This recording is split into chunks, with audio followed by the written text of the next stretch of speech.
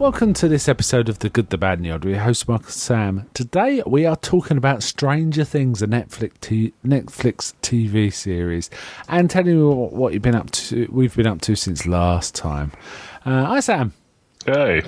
Right, let's just, if anyone wants to talk to us, www.thegoodthebadtheodd.com. There's all sorts of links and stuff there. We're also on Stitcher. If you want to hear us via that medium, we're on that.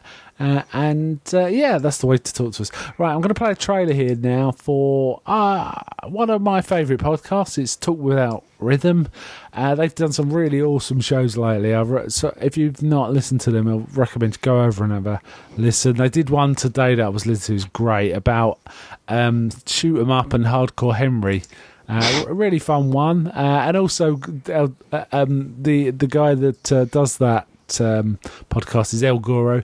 He has a good old rant about the people on the internet that are moaning about the fact that Suicide Squad's got a low rating and how they want Rotten Tomatoes closed and how they hate critics and all that. But he has a good old pop at them, and it's kind of fun. So I definitely recommend that podcast. Here's the trailer. One dark and stormy night in the mid-'80s, Joe Bob Briggs, Harlan Ellison, and the ghost of El Santo pulled a train on Elvira while Siskel and Ebert sobbingly masturbated in the corner. From that union arose the greatest movie critic and luchador that ever lived. But we're not going to talk about him. He's kind of a dick. Instead, we're going to talk about me, El Goro, the stuttering movie fan and host of the Talk Without Rhythm podcast. Every week on Talk Without Rhythm, I discuss 2 to 3 movies tangentially tied together by a theme. I cover action. I'm the most complete fighter in the world. Sci-fi. Open the pod bay doors, Hal. I'm sorry, Dave. I'm afraid I can't do that. Horror. Oh, no tears, please. It's a waste of good suffering. And the continuing adventures of James Spader, sexual deviant. You're not worried that I'm going to fuck you, are you? I'm not interested in that, and I'm the least. Now pull up your skirt. So check me out at tworpodcast.blogspot.com, drunkenzombie.com, or subscribe on iTunes. Talk Without Rhythm, the only podcast that will not attract the world. Adios! Get the comfy chair!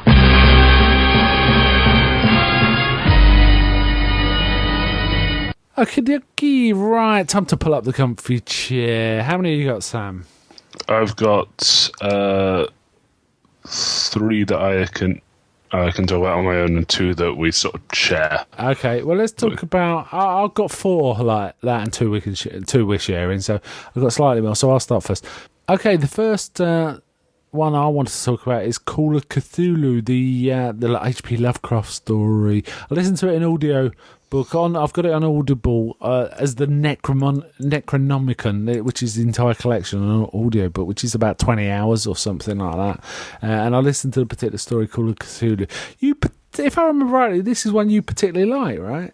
Yeah, I think it's a really cool story. Yeah, I mean, it's all about a guy gathering evidence about something weird going on, and all these different tribes and sort of peoples from different areas, and degenerate sort of lost tribes he keeps going on about, and there's an ominous build-up, isn't it, there? And basically he thinks he knows where it is, and if you get nearer to it, it kind of affects your dream and your mindscape.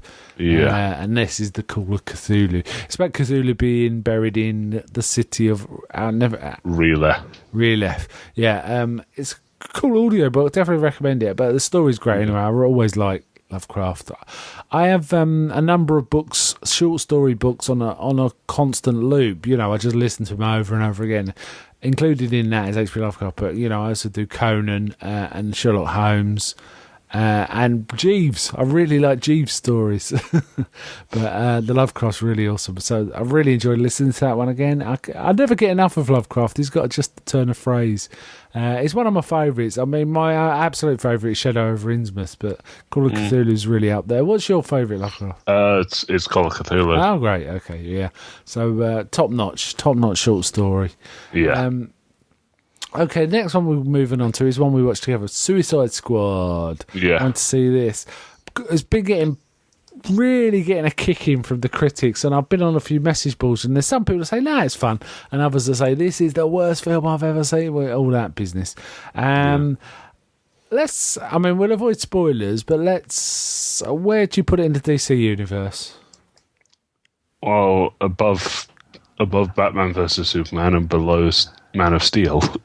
Yeah, I put it above both of those, actually. I liked it better than Man of Steel. I have problems with Man of Steel, but I haven't watched it in a long time. I need to go back to it. I certainly think Man of Steel's a better film than Batman versus Superman, but I didn't think Man of Steel was that good anyway. It was okay. The thing I hate is Superman's miserable. I just don't get it, and I think it was a bad trajectory in Man of Steel, but I was hoping it was going to pick up, and it's just they basically destroyed the character of Superman for the DC universe for the time being, in my opinion. There's a bit of mention of Superman in this, but I'm not going to talk about it. But he does get a brief mention. But this one was kind of fun. They really haven't got their act together compared to Marvel, have they? Even though it's almost like DC have got some of the best characters and they're just wrecking them. That's how it kind of is what's happening. They make like Batman psychotically obsessed with beating Superman. They make like the Joker love Harley. Yeah, that's a thing in this film. Yeah. Did you like the relationship between Harley and the Joker? Or did you? I mean, it's nice to have a new spin on it, but it's not really what Harley and the Joker are like. No, I mean, Harley's obsessed with the Joker. The Joker Joker doesn't give a less of a... Couldn't give a less of... Yeah, sometimes he does, but most of the time he doesn't. I kind of like the relationship presented here, though. It's kind of fun. Yeah. I certainly liked all the Harley stuff. I thought it was really fun and cool. And she's, I think, what's her name? Margot Robbie, isn't it? She was really good as Harley Quinn. She was Harley Quinn. It just worked. I don't think I've seen her in anything else. Actually. Oh, she's been in a few things. The other thing I remember that I've seen of her recently is The Wolf of Wall Street. She was pretty good in that. But she's been in quite a lot, but I haven't seen that much. But I have seen her in Wolf of Wall Street. She was good in that. But she's really good in this. I think she's going to get more and more roles, to be honest. Yeah.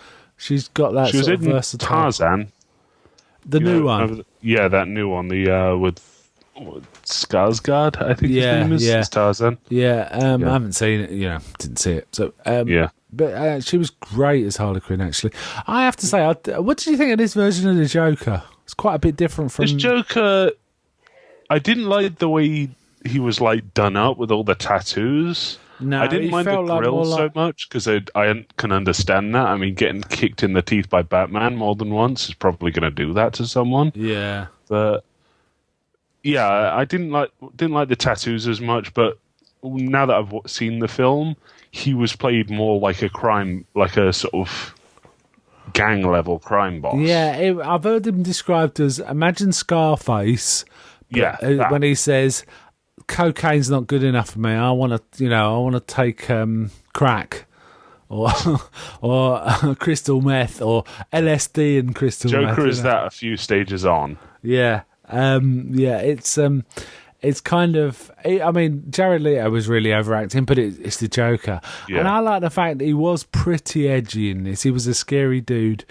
It was. I don't want to spoil the film much, but there was one scene where there's this like Weasley guy that gets pulled into an office, but he's obviously kind of tough because there's all these really threatening characters around him. There's one guy chopping meat with a massive cleaver, and he's not scared. He's saying, "Is that guy chopping that up for a? Is he? It's kind of, is he trying to scare me?" And then Joker walks in, grabs his shoulders, and says, "Hi," and you can see him go. It was very clear he was taking bits from Heath Ledger's Joker. He was. There was bits of Heath Ledger, but it was it was almost like Heath Ledger's one had gone on to become a boss. But I don't think it was supposed to be Heath Ledger's Joker. It was a different. I knew it was a different take on that. I have to say, I really want to see a Batman film with Affleck as Batman and this Joker. I just want to see how it'll pan out. If Harley's in it, that's fine too. She doesn't need to be. Harley's getting her own film, not her own film. own film, like a Gotham Sirens film. Yeah, I don't think So, Harley like- on her own would work. I think she's better as a character in a troupe, like Yeah. in this. I think she worked fine in this. Yeah. Though it was a bit goofy that they created this squad to like possibly Yeah. combat meta-humans gone bad, but it was like Yeah. they were just guys, except for the fight. Yeah, one who like most of them were just, except for Diablo and maybe Croc, yeah, they were like just regular guys. people. Yeah, it was almost like DC take on Guardians of the Galaxy, wasn't it? Really, It was like- very DC take on Yeah. Guardians of the Galaxy. You could see, like, because, you know, Guardians of the Galaxy had that awesome soundtrack where yeah. it's all like 80s songs. So it was just like they'd mess about and they'd play a song like that. Yeah, there were some cool songs in it this. was just- yeah, in this it was just more like, okay, new scene, have a new goofy song on. Yeah. Okay, next scene, have a new Yeah. goofy song on.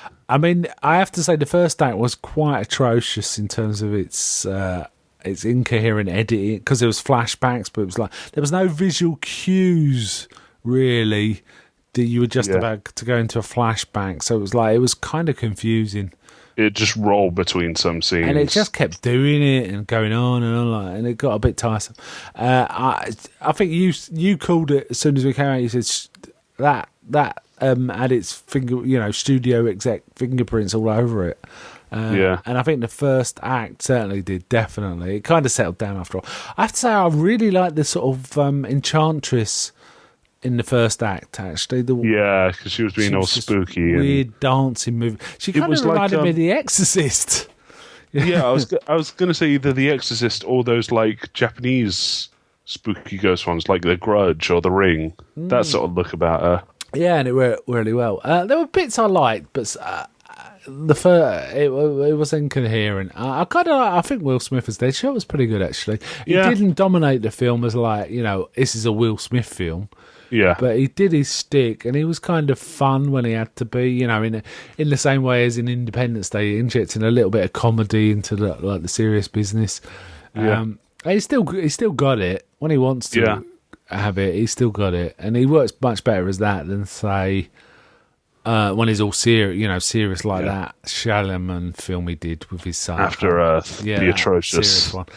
He could have been a good Tony Stark, I think. Will Smith, it would have Maybe. worked for me. Yeah. He's got that kind of same level of charm. Yeah, I'd say go see this at the cinema if Yeah. you like DC. It's better than the Superman films. Or Yeah. certainly better than Batman versus Superman. yeah, Some people are, like I said, some people are really enjoying it, but I just feel as a film it's too incoherent to really get into. I'd like to see the cut before the execs got their hands on it. Yeah. But apparently they cut a lot of very dark, jokery, abusive stuff. yeah. I'd heard that too. Maybe there was a decision for that, but I would like to see more of the Joker, to be honest. Yeah, Viola Davis was all right, but she needed more screen time. She was the what's her name? The woman who set up the squad. Oh, Amanda Waller. Yeah, Yeah. she needed more set Well, up, that character. Here's the thing: Waller is best when you know nothing about her, Oh right, okay. because like, She just seemed a bit of a psycho herself. yeah, the thing about in the Justice League cartoon, it was like she was one of the big antagonists. She just showed up and she straight up she started referring to Batman as rich boy, Superman as a reporter. She knew everything. Yeah. And she was just there and she completely undermined everything they did. You kind of And get that the was- sense she knows everything in this as well, don't you? Yeah, except she keeps screwing up completely. Yeah. Okay, I'll tell you what. Let's just give this a rating out of 10, and we'll leave it there because I don't want to spoil it for anyone. What would you give this out of 10? I'd give this a 6. Yeah, I'll give it a 6 too. It was reasonably entertaining if you can get past that first act issues. Okay, your go, I think. Okay, now I've been watching this cartoon called Rick and Morty. Okay. Now, it doesn't sound, from the title, you wouldn't guess what it's like, but imagine Back to the Future in a cartoon form, Yeah, that sounds but good. it was done by people with the same sort of I'm going to say comedic sense as Trey Parker and Matt Stone, of South Park fame. Okay, so what? Have we got a couple of characters that are like Doc Brown and Marty McFly? Yeah, Rick Sanchez is this old sort of crazy mad scientist who's who's also an alcoholic, and in some episodes they imply as some sort of like galactic freedom fighter. Okay. And then there's his grandson Morty, who's just like this complete weakling. He's like just a nerd and completely wimpy, and they just go around messing about. Like there's one where in the pilot episode, in fact, Rick he goes to a planet and he tries to smuggle these like giant seeds off planet, but he has to go through galactic customs. Okay. So he hides them up Morty's Yeah. And when he gets found, he passes Morty a gun. Morty is 14 at this point. He passes Morty a gun, and then he like starts working on this portal thing, and he just goes, "Just shoot him, Morty. They're robots. They're robots." So Morty leans around, shoots one in the leg, and it like collapses, and they're going, "Oh God, he's dying!" And all screaming. It's like, call his wife and children. Wow. And Morty turns around, and Rick just goes, "They're bureaucrats. It's a figure of speech, Morty." They just roll with it. Oh well, it sounds like the sort of thing I'd like. If it's it's funny then, like South Park. Yeah, it's certainly consistently funny.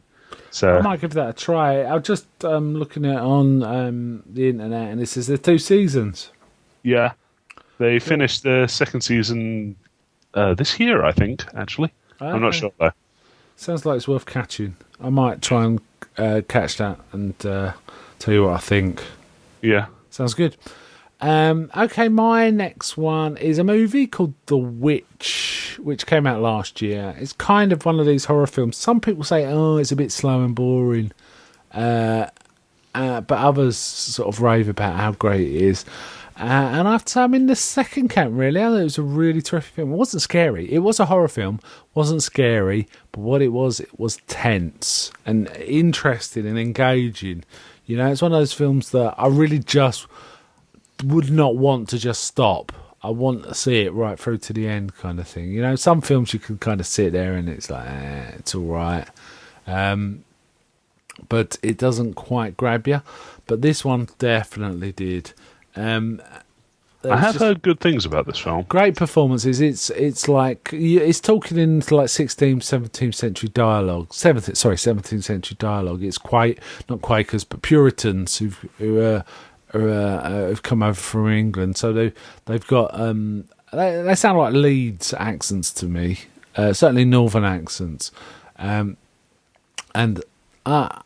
it's just really, the dialogue's really nice. I got a feeling they used quite a lot of dialogue from original kind of witch trials and stuff, but I could be wrong. It just felt authentic. And it's about a family that went off on their own because they kind of had a disagreement with the elders of the village.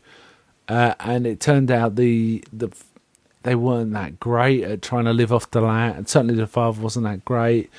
And it was kind of, you felt they were kind of cursed. It's like horrible things happen in it pretty early on. A baby kind of just disappears and is lost. And then, because the young girl that was looking after the baby lost the baby, there's this sort of resentment in the family. And there's these horrible little kids who sing these songs, like weird little nursery rhymes. And it's just annoying. So you never quite know what's going on and what, if it's in someone's mind or if there's something really happening. Well, you do see a witch. Mm-hmm. But it's still, it's possible it could be in someone's mind at that point, or just imagine. Okay. It's in a really good tradition of, there's a lot of British and some American films which have this great sort of folklore horror element. Witchfinder General, Wicker Man. I mean the English Wicker Man, not the other one, and stuff like that. Great set design, good acting, dialogue was really good. All the child actors were believable. And like I say, I didn't find it scary, but I thought it was a really good film. I really enjoyed it. It worked for me all the way start to end. I don't think it's a classic. It might be, but I don't think it is. But I think people are going to remember it for a long time as a really top-notch horror film. I'd give it 9 out of 10. That's how much I liked it. And it was a very solid movie. And I'm a fan of horror. I don't catch as much horror as I used to, but I'm a fan of it. Okay. Right, back to you. Okay, speaking of folklore-y sort of stuff, Yeah. I saw Beowulf. The Ray Winston one. Yeah, the Ray Winston CG film. Did you like it? It was okay. It wasn't the worst like CG film I've seen, but it wasn't like a bad telling of the story. What was the voice acting like? I mean, this is one of these CG ones where it's near real and it's got that weird they tried to do the weird thing, don't they? Yeah. And weirdly, it was only really the monsters that looked monster. Oh no! Wait, yeah, there was. Yeah, it's Grendel and it's Grendel. mother, Grendel's mother, who only ever appears as like Angelina Jolie, yeah. occasionally like draped in gold. Yeah, isn't and, at one point she's got the dragon. a touch of a tail as well. Yeah, her hair like trails into a tail. Yeah. It's weird. The dragon's in the last act, isn't it? Yeah, I haven't seen it in a while, but I've seen this film. Right, it's pretty good. They kind of like redid the story because the story is he's like where he is he's in Denmark to like be with this king Hrothgar. that's right. Beowulf's actually English, isn't he? Or am I dreaming? He's a Geatish, according to Wikipedia. The Geats are the Beowulf. the Geats is are Swedish. Right. Beowulf is an English story, but it Yeah. is set in Denmark, right? Is that? Yeah. That's right. Maybe that's what I'm thinking of. Right. Yeah, but the sort of premise is that there's like a sort of cycle of kings like bargaining with Grendel's mother for power, Right. and then the child of the union, that's the bargain, comes back and like basically takes it all away. Yeah. So for Hrothgar, it was Grendel, and then once Grendel's beat, Beowulf goes in to try and kill the mother, and he cuts the deal as well, and that's the dragon that comes along later is his son. Right. Yes. There is a tradition of this in Celtic legends of changelings or blood oaths, and the child comes back to curse the father. Yeah. For a bad oath, or whatever. Yeah. Okay, yeah, I remember it. I remember thinking Ray Winston felt a bit like not Beowulf. He felt like Ray Winston. Do you know what I mean? Yeah, it was a bit. It was trying a bit too hard to be very 300 sort of thing. So he has like this big speech where he shouts his name. Really. It didn't quite work for me, but I liked it. Nah. Well enough. The weird thing is, this is one of those films where like loads of really good people worked on it, but isn't Anthony Hopkins one of the voice actors? It was directed by Robert Zemeckis, written by Neil Gaiman. It's got Ray Winston, Angelina Jolie, Anthony Hopkins, Malkovich. It doesn't quite work, does it? No, it's just like it's almost like not there. It's very. It felt like, I remember thinking about it, it felt like I was watching a film kind of written in the 50s with a few sort of more crude elements to make it more modern. That's how it felt. Does that make sense? Yeah, that sounds about right, actually. Yeah. It felt in part old-fashioned. Yeah. Though I will admit, I did enjoy some of the, like, goofier macho things, such as like when Grendel charges into the mead hall of Hrothgar's place, he Beowulf strips off, so it'll be a fair fight. So he spends this entire fight like doing proper Errol Flynn, jumping about, swinging on chains, all sorts of stuff. And doesn't it hide his genitals? It's Austin like Powers style. Yeah, he jumps up on a chain, and the weight that drops on the other side, the chain just happens to go in a way that it covers him the entirety of his jump. Yeah, it feels a bit goofy. It's more like the Simpsons film where they're like throwing objects and such, and it just happens to stay in the way. Yeah. Okay, what would you give it out of 10? I'd give it a 6. It's okay. It's like it can be entertaining to watch, but mostly to laugh at. So Right. My next one, I'm going to combine two. They're both like comedy series, and I finished some series. The first one's The Office, season 8. Now, this is the first season without Steve Carell, and it does suffer. It does suffer. Steve Carell really helped with that. What it makes it me keep watching it though is Dwight Schrute's amazing. Some of the stuff he comes out with is just blows my mind. There's one bit it was so unbelievable that I was laughing my head off. I was watching this at the gym and I started laughing. It was going on his theories on sexual politics. It's like, can you imagine? And he says things like, women have one function, that's to have babies. The reason they have PMS is because they know for that month they failed. It's like, what? Jesus. And he says things like this all the time. It's like, oh man, that's not good. Anyway, yeah, so Dwight Schrute makes it fun. I mean, the rest of it's still kind of working, but I do miss Steve Carell. Catherine Tate's come into it as like this mad manager. Who basically, she gets a job at a place, and because the manager's not in that day, she says, I'm going to be manager, and just goes in his office. And when people say, you're not manager, she says, oh, I'm doing staff reviews today. And Dwight's saying, but you're not a manager. He goes, but Dwight, you get 5% raise. And he goes, okay. And he goes and sits at his desk. So he's completely accepted she's manager. And then everyone else kind of joins in because she gives everyone a raise, even though she's not the manager. She becomes the manager just by sitting in the office all day. It's like, and it's goofy. She's kind of doing a woman version of Ricky Gervais's David Brent character. Okay. It's a bit. It's a bit odd because in the American one's a bit more softer at the edges than that. Yeah. Whereas she goes for the proper cringe stuff. So it does feel like the more British Office actually with her in. But I've only got one more season left. There's only 9 seasons, so I'm going to get to the end.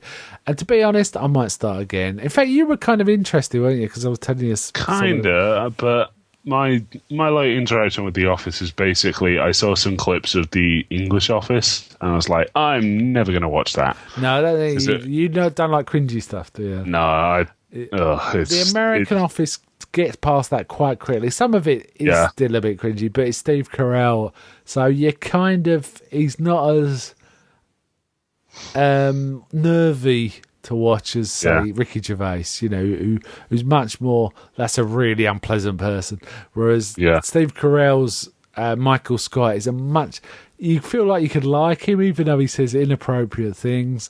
There's one whole section where they have a whole day of racial equality training. Oh, Jesus. I think I've seen pictures of this. Doesn't he come in with like a I don't know what the proper term for it is, but like a bandana? I think there's one like that, but in this one, he basically, the whole thing is he keeps doing like, I think Chris Rock or Eddie Murphy routines in the office, and it's like just not acceptable. And then his point of view is, well, it's because you haven't seen the full act. It's not that he just doesn't get it's unacceptable. He thinks people just don't find it that funny because he hasn't had a chance to do the full act. So it's like that kind of thing. So that's a bit cringy, but it's not as bad as Ricky Gervais's, really brutal stuff that he does. Yeah. So it's fun. The other series I watch, along the same lines when talking about gender equality and politics, is Married with Children season 4. Okay. Yeah, which is, we get loads of our jokes about fat ladies and stuff like that, and Peggy, and basically everyone's having a terrible time. But there's quite a few standout episodes, but one in particular is he decides Peg wants to go out for her birthday, and Al takes her to the bowling alley for her birthday. She's all dressed up in quite an elegant ball gown, and he takes her to the bowling alley because he wants to beat some bloke's record. Puggy someone who's about to move out of town, and Al wants to beat his record just before he leaves, and he's got an enormous bowling score, and he beats his record, but Peg's there too, and she starts bowling because she's bored, and she starts getting a perfect game. So I was like, he sits down with the kids. He goes, "Witness this. Now you're a Bundy. Bundys never win. We never quit, but we never win. We are cursed." And then the kids go, "But Mum's a Bundy, and she's got just about to beat the record." And he goes, "She's not a Bundy by blood, by marriage. She's part of the curse." And it goes on like this. And of course, she beats the record. So, and he's just going, "If she could just draw 1 point, I'll have a reason to come and beat it. I'll bowl every day until I beat that record." And of course, she gets a perfect score. So he can't beat it. So he basically can never go bowling again after that. And he goes, I've got a new hobby. I didn't really want to bowl. I'm going to go sit in the park and let the crows peck my eyes. That's one new hobby. Yeah. Oh God. But you know what Al Bundy's like. He's like this all the way through. And the thing I've found about Al Bundy is like he's not so great on the first like insult, but it's him firing back is he's better. He's a counter puncher, isn't he? He's a counter puncher. It's like it's one of the fat women. He says like maybe you should. She's like going, maybe you should get some bigger shoes or smaller shoes or something like that. And he brings out the box. No.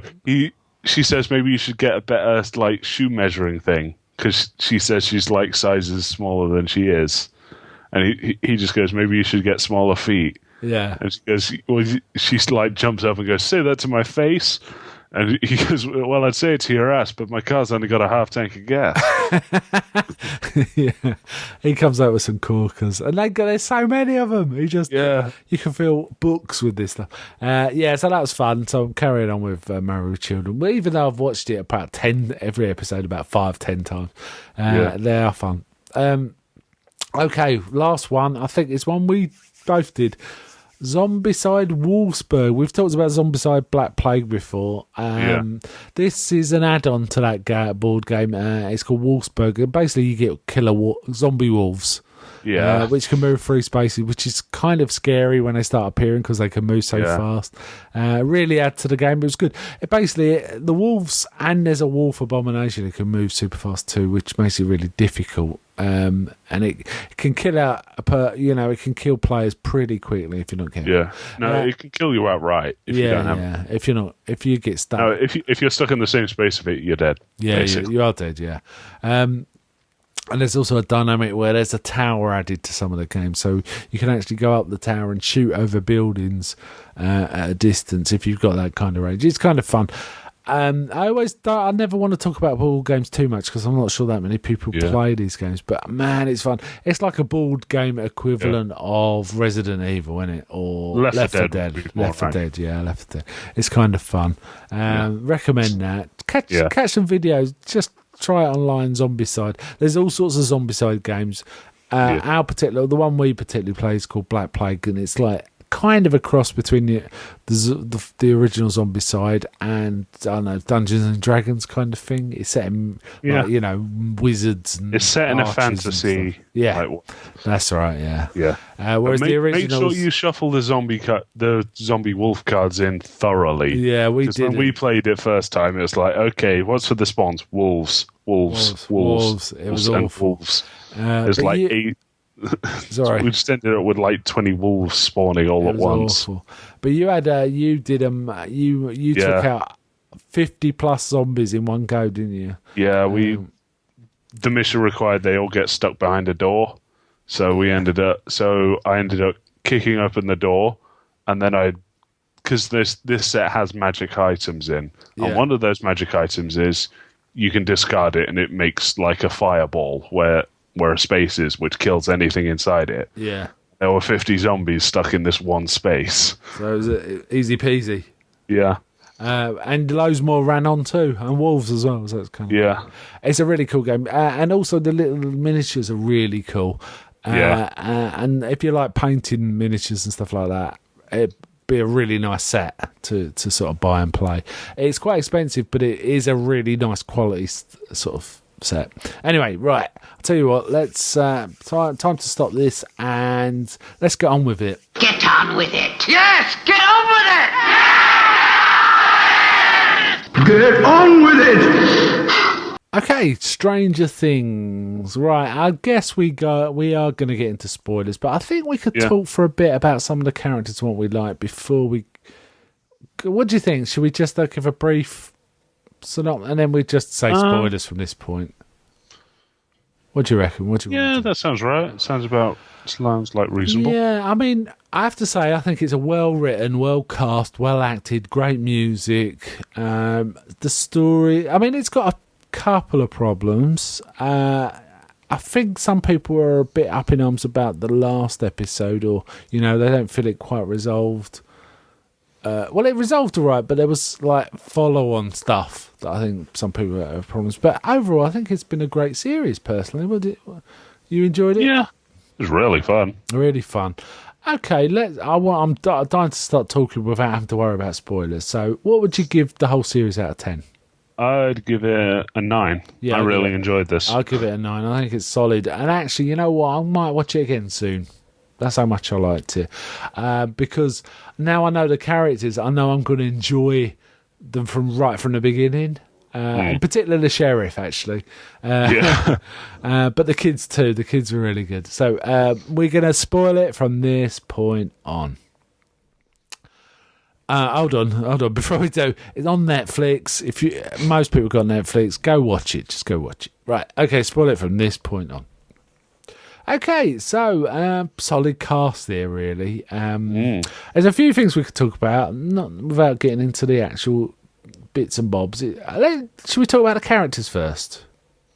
Yeah. I'm kind of keen to talk about the influences because there were so many of them. There was a lot. Let's see if we can name a few. I mean, a lot of people have gone through all this. Yeah. You might not have seen this, but to me, the main story really comes from one Stephen King book called Firestarter. Yeah. Where there's a organisation called The Shop that were basically giving people weird drugs in the 60s. And some of them even died. But two of them kind of fell in love, who survived, and had this little girl. And, the fact that they'd been given this weird drugs had an effect on the girl, and she was like superpowered compared to the rest of them. They had minor sort of psychic abilities, like being able to influence people's minds, but she, had major ones of telekinesis and pyrokinesis. She could, fire fireballs out of that. Yeah. And that really felt like Elle in this. And the whole shop, this concept of a shop in Firestar was pretty much what was going on with Papa in this. Yeah. So I see Firestarter as one of the key linchpins, but there was lots of other. Can you name a few? The more obvious ones were a lot of Cthulhu sort of references, like ghouls in the dream world sort of thing, and the Ghoul City. Oh yes, yeah, you're quite right. I hadn't picked up. What I did do, they talked about Mirkwood, didn't they, in this? Yeah, that was Tolkien. So yeah, they talked about Tolkien, but you know what? I looked into it, and apparently Tolkien took that from an older mythology. Mirkwood's been around for a long time. This idea of a dark other world that's a wood. Well, I kind of assumed it was like Old English for Darkwood or something like that. No, apparently it's been a concept around, where it isn't just a dark wood or a spooky wood. It's like another place. Like a dream realm. Yeah, I think I found it. It's like Germanic. Yeah, and there's. I'm trying to remember. It's the Murky Wood. Yeah, it's called the Murky Wood. It's called Merkvior. And there was something else we were talking about one time where we were talking about these weird hunters that appear. And when you see them, they're going to die. And I think they're tied into this too, but I can't remember the details of that. So that was another one. So sort of Lovecraft. The more obvious ones I've seen are some 80s films and TV shows. It's very like Goonies, Monster Squad, that sort of thing. So someone actually dropped that Jaws was, and I was thinking, how's that? And I read into it, and apparently the sheriff's uniform is exactly the same uniform as the Amityville. Jaws took place in a little town by the sea called Amityville. The Amityville Sheriff's Department have a uniform just like that. They deliberately copied it. So how about that? Stand By Me was an obvious one. There was even a point they walked down some train tracks, 4 boys, so that was kind of obvious. It, Pennywise and the losers from it were kind of being sort of tapped into here. Yeah. Got any more? Any others you want to read off? I've still got loads. There's like the sort of minor stuff, like they go on a fair bit about D&D. Yes, they do. Yes, and they reference things like you say, The Hobbit and X-Men and stuff like that. And there's posters on the wall in various rooms, isn't there? Yeah. They even they do address the posters at several points. Like one of the driving plot points is this kid has gone missing, and they think he might be dead. So when the kid's like deadbeat dad comes by and checks his older brother's room, and there's like a big Evil Dead poster on the wall, he says, "Take that down as disrespectful." Yeah. So, there's a few references to Star Wars in this. They actually say he's done a Lando or something like that, don't they, at one point? That's kind of fun. And some other more obvious references is Close Encounters of the Third Kind. Certainly when the mum starts sticking the lights up, there's a section in Close Encounters where one of the adults gets like obsessed and starts having to build sort of copies of like a mountain out of things. And he's like destroying his house while he's doing it, and that kind of reminded me of when the mum was kind of putting the lights up. E.T. was an obvious reference. Oh, in fact, if you think about it, Elliot and E.T.'s relationship was quite a lot like Mike and Eleven's relationship, wasn't it? Yeah. I thought. Except it doesn't go as far, but thank God. No. There's Goonies was referenced. I'm not a great fan of Goonies, it's alright, but Monster Squad I really like, and that kind of reminded me of it. The whole horrible slug thing, right? Yeah, that reminded me of a film called Night of the Creeps, which I don't think many people have seen, but there's like weird slugs crawling into people in that. Yeah. The Bullies. What about the Bullies? The Bullies were like so. They were on point for an 80s film. Yeah. But it was so like the bit where they were all coming up to school, it's like, man, I was sitting there thinking, man, about now is when the bullies usually appear. And then the bullies came round the corner and started like shouting at them. It remind you of any specific films? Really, it was a bit of the older kids from Stand By Me. Yeah, yeah. And It. Yeah, spot on. Yes, I thought that. I also reminded me, even in terms of one of them in their looks, looked a bit like one of the bullies in Christmas Story. Oh, the short kid, yeah. Yeah. Yeah. I was thinking, there isn't bigger... any 7 foot tall blonde bully in this. But no, the short kid. Yeah, so that was that. Some of the music was very John Carpenter.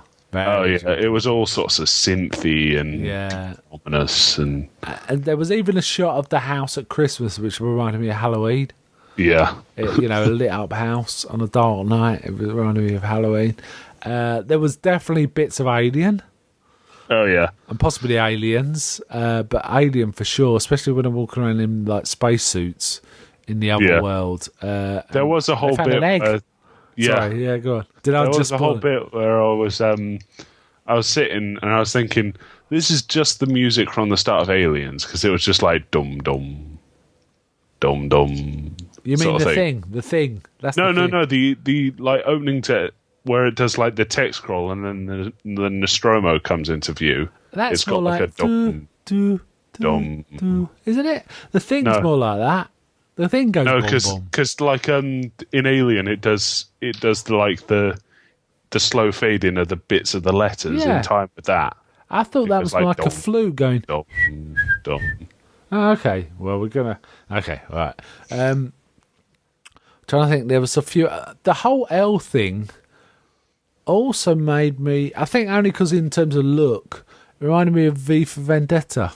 Yeah, and someone put in a room, given a numeral for a name, and the fact she looked like Natalie Portman in V for Vendetta, when her head was shaved, she looked a bit like her too.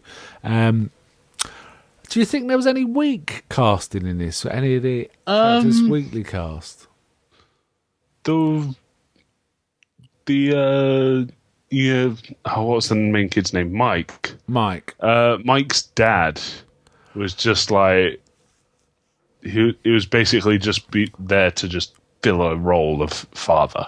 Yeah, I think that was deliberate. I think they deliberately wanted a useless dad because in a lot of 80s films, it was the mum that kept the family together, and there was a lot of these rubbish dads, either absent or just terrible, just agreeing with their wife.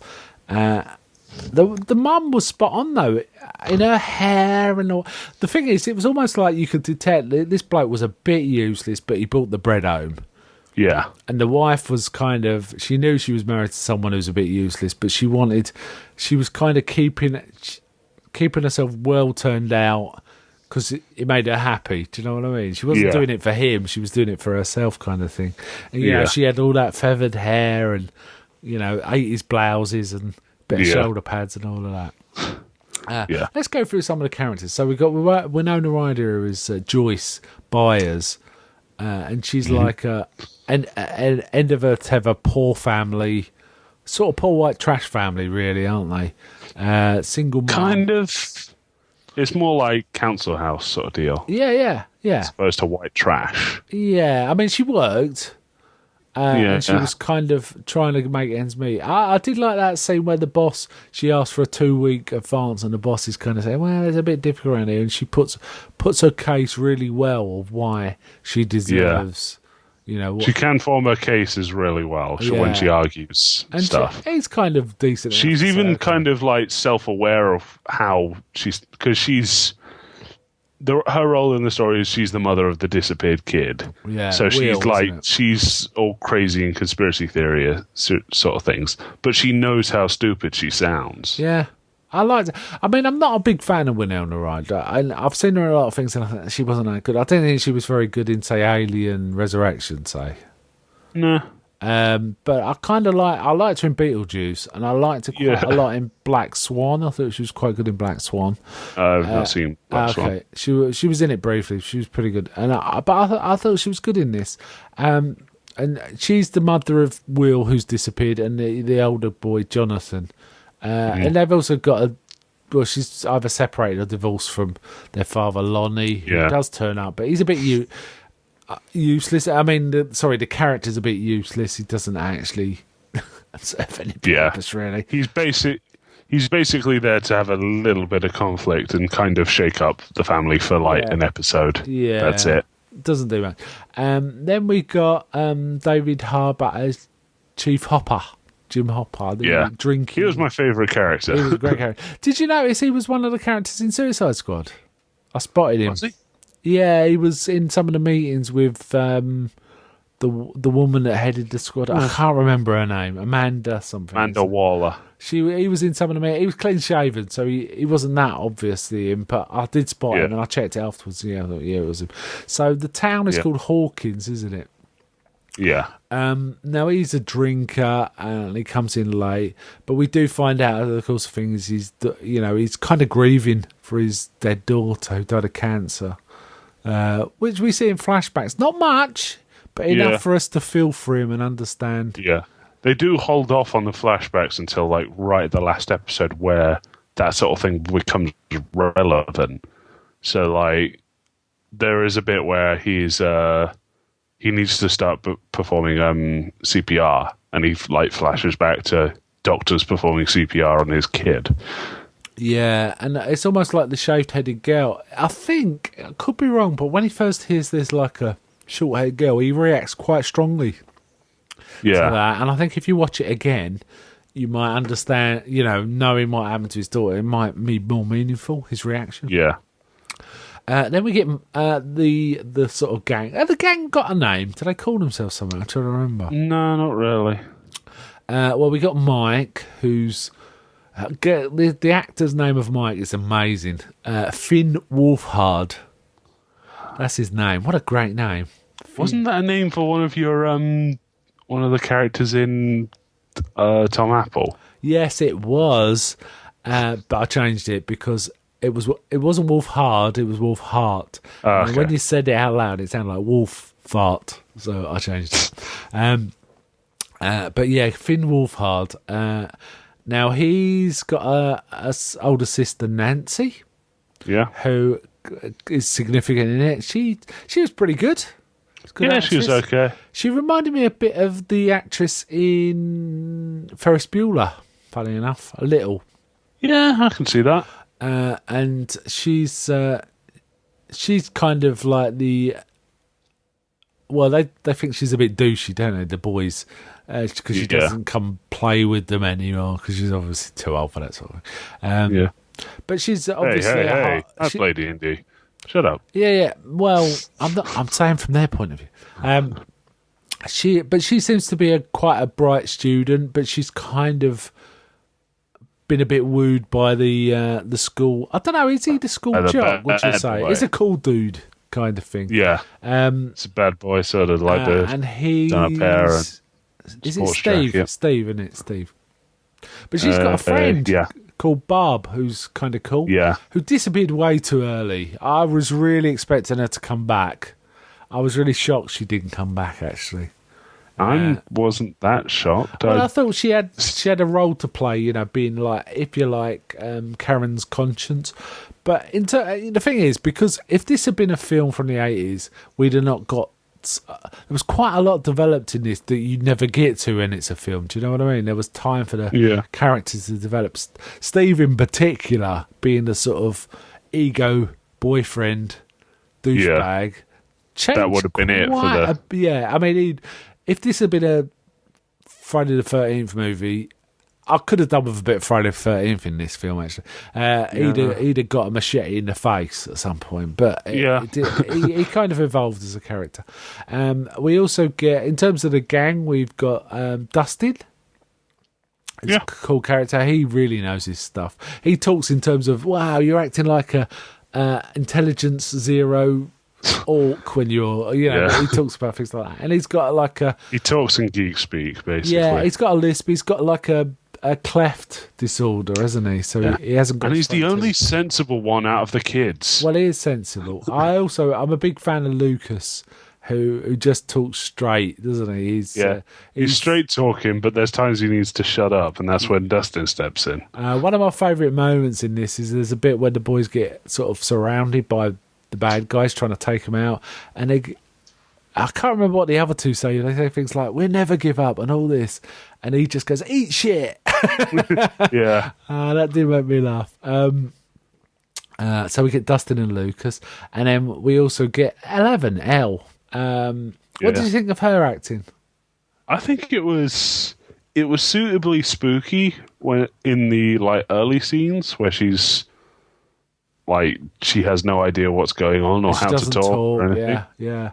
But as she talked more, it was like you could understand more of her character. Yeah, and I never knew if she just didn't want to talk because she wasn't used to people, or she was learning some of the words for the first time. But she obviously talked English fine, you know, the further it went on. Well, it was limited, but it was fine. She knew what she was saying. It was mostly one or two words. Yeah. And they call her Elle instead of 11. She's got the 11 tattoo, which is really weird. Yeah. And which does raise questions as to why she's number 11. Yeah, are there another 10 like her? Was there another 10? We also have... we've already talked about the Byers family, but there's the older son, Jonathan Byers, who's trying to find out what's happening. He's the social outcast at school. So he's the kid that listens to the But Clash. he really doesn't give a damn about it. He doesn't, but sometimes he's a bit creepy as well. He does there's a things bit that where he aren't just quite takes right. pictures of what's her name? Nancy undressing, and it's like, Yeah, it's interesting that this film. Show. No, actually, I'll leave that. I'll wait till we go through the rest of the characters. We've talked about the sheriff. Some of the sheriff's deputies are pretty cool dudes. Then they have a bit of a role. They're kind of. It feels very real, doesn't it? It does feel real. Yeah, there was a pretty great bit where they have to deal with like this soccer mom who comes in after Elle psychically breaks his arm after he threatens the other kids with a knife and tries to get them to like jump off a cliff. Yeah. Elle psychically breaks his arm, and she comes in, and as the police are like trying to get her orderly and let the kid talk. She just keeps screaming over what he's saying. Yeah, It's really funny. Um, And you can see the exasperation on the police, and it's so great. Yeah, I mean, I like the police force in this entirely. I think it was really fun. We also get this science teacher who's a proper, you can tell he was a geek. When he was a boy, he knows what they're talking about. He knows D&D. There's a bit we see he's on a hot date and he's showing this woman The Thing. They're watching The Thing. That's kind of fun. But he's like, the way he's doing it is he's explaining it. Yeah. Well, his trick is he's explaining it to make it seem like more normalized and calm and keep everything sort of cool. Yeah.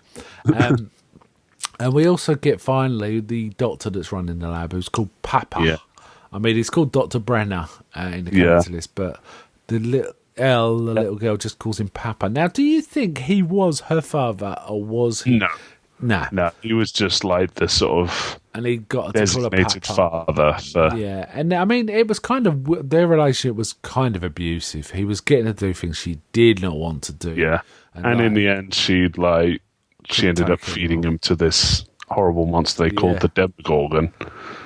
Too right. Yeah. Now, the first few episodes, we were kind of trying to work out what was going on, and we figured it was either alternate dimension stuff or aliens. We couldn't quite work it out. I figured it was probably Eldritch, so like Cthulhu actually.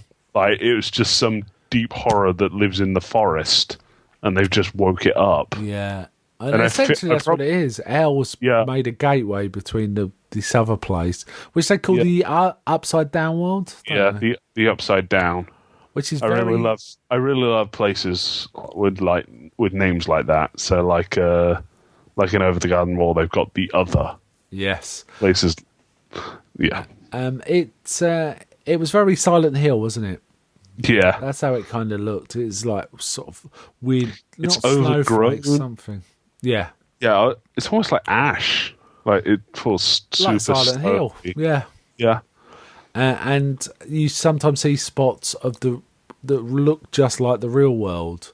Yeah. Well, somehow impose themselves. The idea is it's like it is the real world, just like flipped. So like stuff, the air is poisonous, and like everything's constantly soaked and mossy, and there's like horrible monsters. Well, at least one horrible monster that we know running about.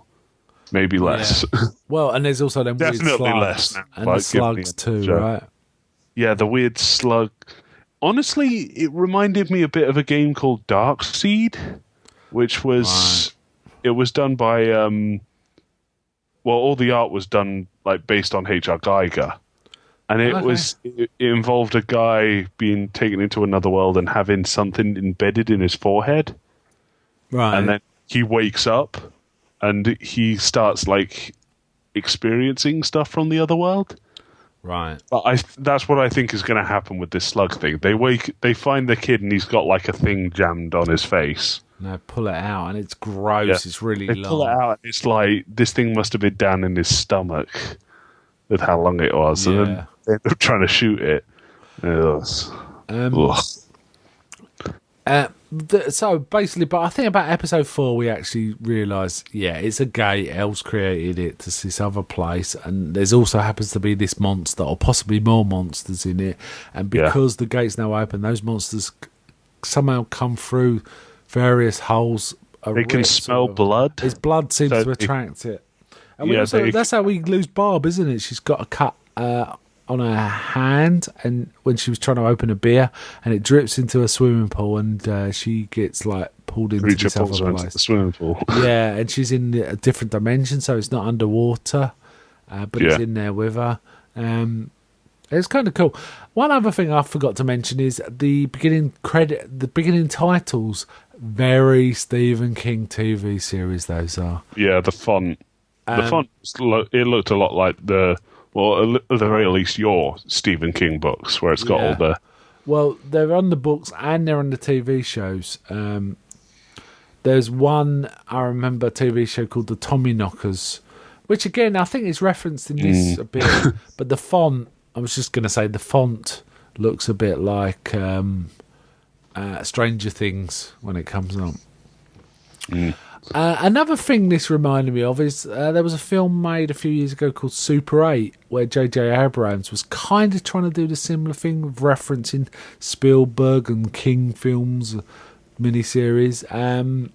It didn't quite work for me, that one. It was alright, but I didn't think it was great. But I feel like Stranger Things has got it all right. It just all works in this one. You don't feel like they're trying to force it.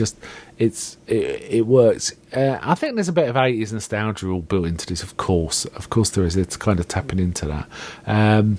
Let's talk about the sheriff a bit. I'm kind of thinking, what a badass. And he kind of knows what to do in every situation. I mean, at one point he gets kind of shot by a trank, because he just bursts into a place and he's beating up people left, right. You know, his way of getting in is taking people out, really. Yeah. And he gets shot by a trank, and he wakes up in his home. Now, in a film, there'd be a bit of, did I dream all that? Not this guy. He gets straight up and like smashing the place out. Picks up his pistol and walks outside, like looking about for anyone. Yeah, and then he basically demolishes his own place looking for bugs, and he finds it. And he kind of knows what he's meant to be looking for, and he finds it straight away because he's got faith in himself, you know. There's some nice moments with the sheriff just kicking ass. Especially towards the end where he basically gets the shop or whatever this place is supposed to be. I think it's a power company is the cover in this one. Department of Energy, they say, don't they? Yeah. So he's basically able to get the Department of Energy by the balls with no actual standing. Yeah. He's got nothing to back him up. He's got nothing. He immediately is able to just cut a deal. Yeah. He's awesome. There's some really nice touches in this. There's one point the boys kind of get trapped in a bus because 3 guys are looking for them who come from the shop or whatever they're called in suits. It's got these like trank guns, and they're like coming towards the bus, and you see the boys hiding, and then you hear a bit of a noise, like clunking, and then the sheriff sticks his head around and, come on guys, let's go. He's taken out these 3 guys. It's kind of well fun, and there's a few moments like that.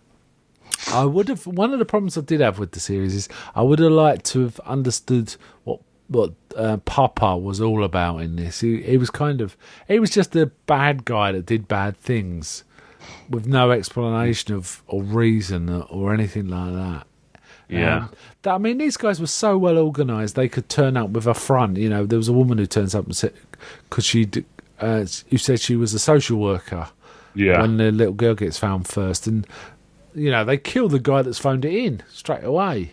Yeah. So they're brutal. You know, they're pretty, let's say, ethically challenged. Let's put it that way.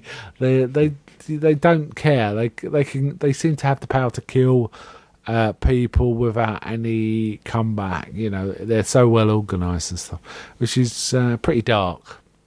Yeah. That gateway was pretty cool. It was all it was basically like flesh almost. Yeah, talking of riffing, it reminded me a bit of Little Shop of Horrors, the musical film. It was kind of fun in that way. There was just so many references in this. You know, I keep seeing it. I keep thinking of more and more the more I think about it. Mm-hmm. It was a fun old series. I like the way it developed. I mean, okay, the ending, right? So it kind of resolved. They got Will back. He was still kind of suffering, wasn't he? Yeah, he was like, he'd occasionally blink into the upside down, sorry. And he was choking up slugs. And while those slugs seemed to be causing him to be able to flip into the other and back, the CG of this was really good, actually. It looked really good. Yeah. And we also get the monster. The monster basically takes out all the bad guys in the school, doesn't it? And all that's left is the guys and Elle. The guy and Elle's kind of knocks herself out because she's like taking out all these people in a fairly bloody way. She melts their brains. There's blood coming out their eyes and ears. It's a bit Indiana Jones, isn't it? That bit. Yeah. But she's out of it, so it's just them. Lucas has got his wrist rocket, his like catapult, and the monster comes in. They've been picking good stones up, haven't they? Yeah, and he which starts is it. Yeah, which is straight out of it. The silver slug in it when Pennywise becomes a werewolf, and it kind of holds the monster back briefly, but then Not really. It's just sort of walking towards them. It does have this sort of like, "What the hell was that?" reaction when they first hit it with the wrist rocket, but after that, it's just like walking towards them, and then he fires one off, and it gets launched across the room, and then Elle steps into view. And she kind of appears she sacrifices herself to get rid of the monster. Yeah, she like melts it, and she disappears. So Yeah. we don't know quite what's happened. Before we get to the next bit, one other thing I want to say is, I said earlier I would have liked to bit of Friday the 13th in this. The friends of Steve, the boy and girl that were his friend, they could have so done with a machete treatment from Jason. They were so annoying. Yeah. Again, if this had been a film, they'd have got it. Yeah, they'd have gotten it so early. Steve redeemed himself somewhat. He came and he helped fight the monster, even though he was a complete dickhead for most of the film. Yeah, but he kind of changed after what he did a bit of like slut shaming on Nancy when he thought she was with getting up to the noughties with cheating on him. Yeah, he wrote on a cinema hoarding, Nancy the slut Wheeler. But he felt remorseful enough to go back and offer to help clean it off afterwards. Yeah, and then he helped them beat up a monster. Yeah. And in the end, it was like that love triangle thing, whatever it was, it resolved to Steve and Nancy being together. Yeah. Though they did buy Jonathan. They did buy stuff they bought him a camera. Yeah, because Steve smashed his up earlier. Yeah. In kind of a bullying thing. It's kind of justified because he was taking pictures of them having sex, but it was kind of justified, but they would have also known that guy's from a poor family, and the camera was might be the only thing he had. The only possession he had might have been that camera. The only escape from his poverty was his photographs, possibly. Yeah. But even so, you're quite right. It's kind of justified because it's a horrible thing to do. Yeah. I did like that Steve completely got trounced in a fight with the kid. Yeah, and then his friend said, "Look, if he can beat your ass, I can beat it." So he's like, Steve, the character of Steve also reminded me of the actor that played the lead in the film Christine by John Carpenter too. So there was another riff there going on in my head. Yeah. Okay, what do you think about almost like the post ending where we see the sheriff as the sheriff leaving food in the woods and particularly a waffle and Elle would like waffles, didn't she? Yeah. That was kind of cool, but it's obviously just there for like next series hype. Yeah. Now, so there's something going on with the sheriff and the shop as well. Yeah. And I think there's been some speculation that he actually has in the past worked for something like that. Maybe not that, but something like the FBI or something. I can see like sheriff, an organisation like that putting like pressure on him for that might be what killed this kid because like similar sound like. Oh, that's a dark thought. Yeah. So they drugged the hell out of him. That could be like number 3 or something. Yeah.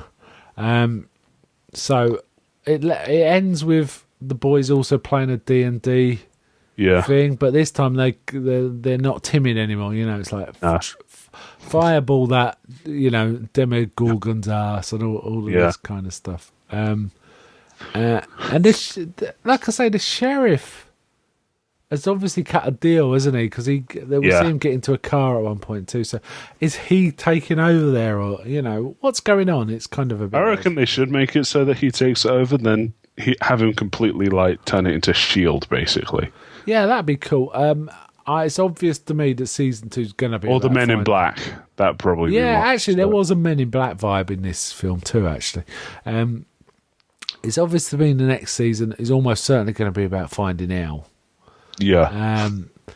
But we'll see. They can't open or close gates without Elle. So having said that, Will seems to be able to flip. Yeah. uncontrollably, but it does seem to flip sometimes. So there might be that. They asked the boss of Netflix whether he's going to make season 2, and he said, "Yeah, we'd be stupid not to." Basically, the film's getting a lot of buzz. The series. The series. The whole series is by a pair called the Duffer Brothers. What are their names? Not given. Great. Matt and Ross. Okay, Matt and Ross. And they did a great job here. There references a lot of 80s tropes and TV stuff. And it's... Netflix have delivered. They've done really well with Daredevil, and this has been a great series. So I'd definitely watch season 2 of this. And like I say, I might even watch this again. I've got a feeling I might enjoy it even more the second time. But very, very enjoyable. Have we rated this already? Yeah, we already gave it a 9. And both give it a 9 out of 10. So pretty solid. So go watch it if you haven't watched it. If you've gone through all this, you've heard a lot of stuff you really shouldn't have, but never mind. Yeah. Well, we did warn you. Yeah, we did. It's your own fault. Okay, then, let's wind it up there. So, bye from me. Bye. And I'm just going to say, Hail Cthulhu. Surely it's EIER Cthulhu Fatagan. You know better than me. Yeah. Okay, then. That's what I meant to say.